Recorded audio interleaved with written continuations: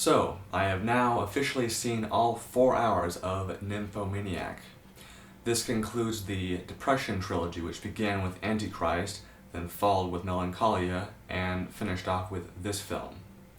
Guess now I'll just have to wait for the Blu-ray of this film to watch the 5.5-hour version, the director's cut.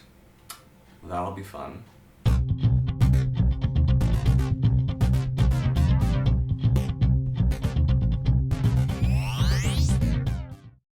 Nymphomaniac Volume 2.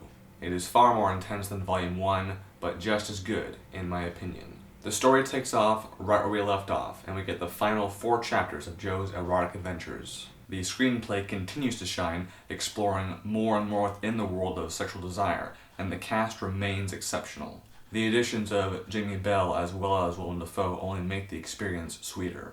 But I have to say that I found it really difficult to watch the scenes that Bell was involved in, and it's a combination of me just really not finding material like that interesting to watch, and whenever I see stuff like that, I fight really hard to not pass out, and that's just me, that's just kind of who I am. And there's also the fact that I know that happens in real life, so I'm trying to digest that, and it's not easy, not for me at least. But when it came to those scenes, they did feel authentic. I didn't think that Lars von Trier was just trying to make an exploitation film. That's not what I got at all. One of my problems last time was the jump cutting. I've learned since seeing Volume 1 that that's actually just a style that von Trier loves. It wasn't as annoying this time, but I must say that I'm not the biggest fan of the style myself, at least in narrative film. My only problem this time was the ending.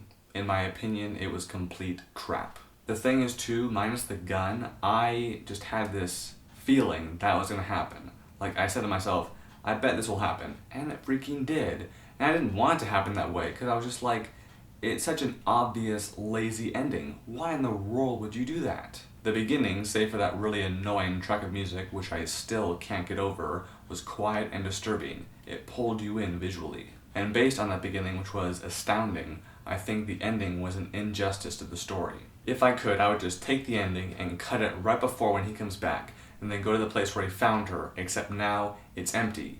And then after a moment, cut to black and just have sound. But that's just me. So, overall, very depressing film, but very good storytelling. Volume 2 gets 4 out of 5 stars. Thank you very much for your time. Have an awesome day.